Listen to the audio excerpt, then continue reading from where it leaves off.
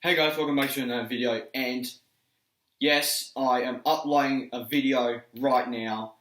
I just also uploaded the first part of this, where we're talking about all the Batman films, especially Batman Returns, and now my second favourite one out of the original four, all my favourite in some aspects, Batman Forever. And yes, I have the 2D special edition because, you know, none of these, the rest of the DVDs doesn't come with a 2D special edition because you can see the grey there. The grey at the top says 2D special edition. So yeah, I have that. So let's go back to what I said in the last video. Kids didn't like Batman Returns. Recap is that kids didn't like Batman Returns. They thought it was too violent, and they didn't understand that it was a comic book movie, and they thought it was a movie for kids, but really it was a movie for adults. So when Tim Burton went to do Batman 3, he was like, I have some ideas for part 3. And he started explaining, and then Warner Bros. is like, yeah, okay, righto. How do we say this to Tim? And he's like, you don't want me to do a third one, do you? So they didn't necessarily fire Tim Burton. They didn't fire Michael Keaton. So they were in talks with Michael Keaton, while also Tim Burton was in talks with Joel Schumacher, because Schumacher was good friends with him. So he, of course, went to dinner and was like, hey, look, I want you to do the third Batman movie. We'll sit down with Warner Bros. And just kind of talk about your ideas. And Joe was like, sure. So they went, and he was like, Batman is about duality. And he also, and this and that, and explained some ideas they had. And then Burton was like, that's the guy. So he went in and was like, okay, I'm going to make a movie with Michael Keaton. But Michael Keaton was like, when they heard that they're going to go in a different direction with 3, he was like, yeah, nah, I'm out. So he went separate ways than the studio. So then that happened. And then what happened after that was that the camera's gone out. But then what happened after that was that Joel Schumacher was like, okay, I just saw Val Kilmer in Tombstone. He'll be the perfect Batman / Bruce Wayne. So he got Val Kilmer on board. And then he's also casting Robin. So he looked at Ewan McGregor, which known as Obi-Wan Kenobi, and Jude Law and Alan Cumming, all these people. And then he linked to Chris O'Donnell. And so they started shooting, and they were like, just letting you know, Joel, that we want to tone stuff down for this one. So he was like, oh, okay, I guess I can do that. So people like Batman Forever, but also I hear some people don't, and I'm going to try and change those minds. So what happened was that, of course, they got Tommy Lee Jones that did Men in Black the same year, but it came out later than Batman Forever. Batman Forever came out earlier. Now, if Tim Burton was directing, which originally it was, I don't know if it was going to be called Batman Forever, but originally he was going to get Billy D. Williams for Two-Face because he already set up Billy D. Williams in the first movie.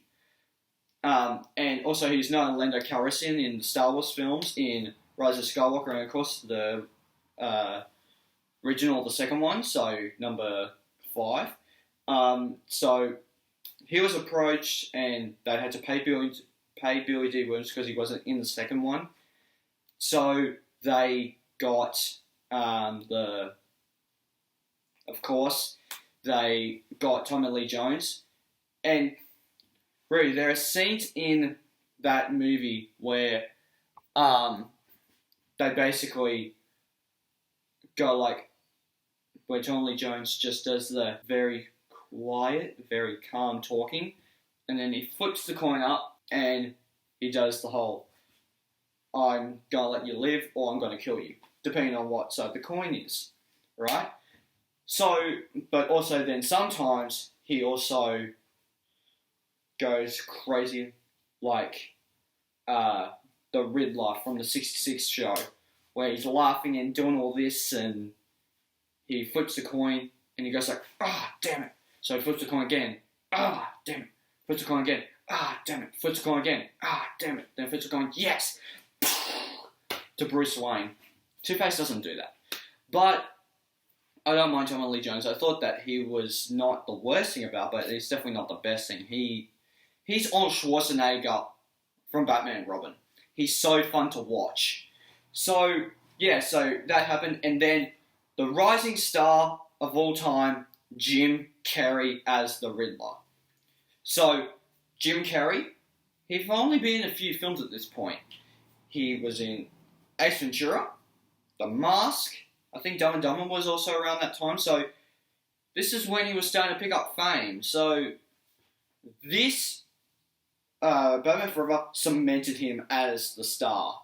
So, in some, like, I know on some reviews, like, some parts of the world where when the tiles were swooping down and you have the Batman Forever theme by, I think it's Elliot Goldenthal, I think. Sorry if I'm saying that wrong, but the credits are going crazy and dancing and sideways and stuff, and then when Jim Carrey's name came up, because he had those 3 movies out beforehand, so they know who Jim Carrey is. And I was just like, oh crap, he's in this movie, yes! And then I thought Jim Carrey is the best person to play the Riddler. Like, he was originally going to go super dark with it. Because there was a deleted scene, which hopefully people release the Schumacher cut, Warner Bros. Come on, we need it. But, yeah, so basically what happens was that he was going to have, there's a scene where he captured Nicole Kidman, which is still in the film, but in that scene he was originally going to pull like a needle out and hold it up to there on Nicole Kidman and like kind of do that sort of thing, and apparently he was just going crazy, like not violent but weird with it, and they're just like, yeah, we'll keep it out. But yeah, he's a great Riddler, especially as Nigma. Like Edward Nigma, before he goes into a Riddler, he's like, I need answer now. I think I deserve it. He is fantastic, and the quotes and lines that he gives, like, riddle me this, riddle me that. Who's afraid of the big black brat? They are just great lines for Jim Carrey playing the Riddler. This movie blew my mind when I saw Jim Carrey in it. Because when he was doing all this stuff, like, So Super Kahuna! All that stuff just blew my mind how good Jim Carrey is. Well, that's just great. So, I guess that Batman Returns started to fall down on me. Well, why did it fall down on me anyway? Sorry about that, guys. Just need to check if it's not broken. No, it's not. The disc is still good. But, yeah, Batman Returns. Go check out my Batman Returns video that I just did. So there's that. And so Batman Forever, this film gave us Val Kilmer as Bruce Wayne / Batman, and he is yes, Batman Forever is silly and goofy, but they're trying to carry also the darker stuff that Michael Keaton did in the first two films. So they did the whole backstory, and when they're doing the flashback, there's a guy that looks like the young Jack Nicholson that shot Bruce's parents, and there is a scene where, okay, sorry about that, guys, I can't see myself. But there's a scene where Nicole Kidman as Dr. Chase Meridian uses, okay, so, some of the lines are just ridiculous, but he, as Val Kilmer as Batman would say, she uses the bat signal as a beeper to alert Batman that basically she wants to have sex with. Which is basically what kind of happens. Well, they're going to go there, but they don't. But if you know the scene that I'm talking about, you know what happens. So, anyway, but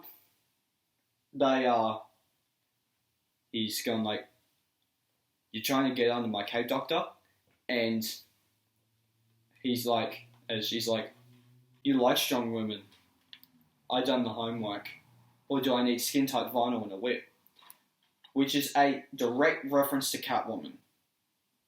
So, it is in the same universe as Batman Returns. Yes, it's in the same universe as Batman Robin, but they are 4 films. So if you don't like Batman Returns, if you don't like Batman and Robin and Batman Forever, they are one storyline, so you need to have them there together to have the full story.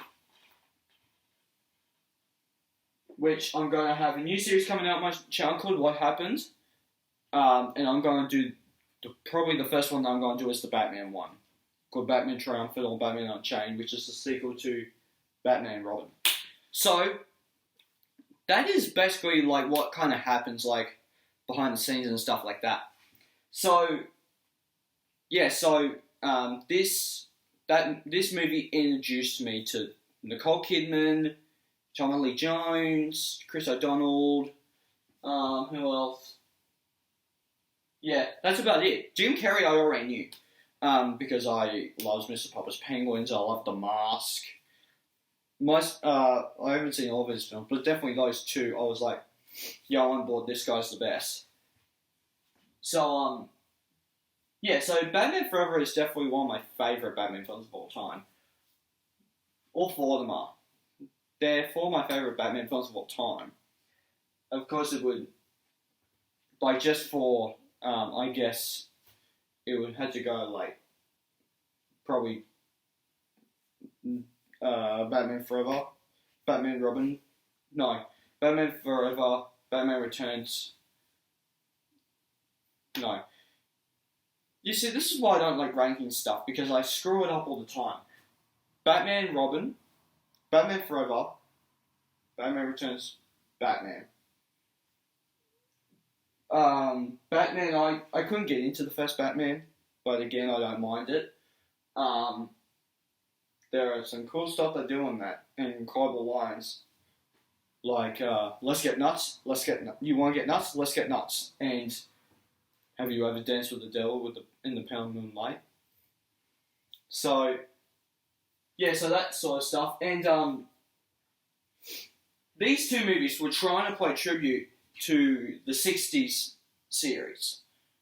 Like, these are not series, these are animated movies that came out, but they are in the same universe as the series. But they are but they're trying to pay tribute as to the 66 series. With, of course, Adam West as Batman and Burt Ward as Robin, on my favourite Batman TV series of all time. and one of my favourite Batman movies is the movie.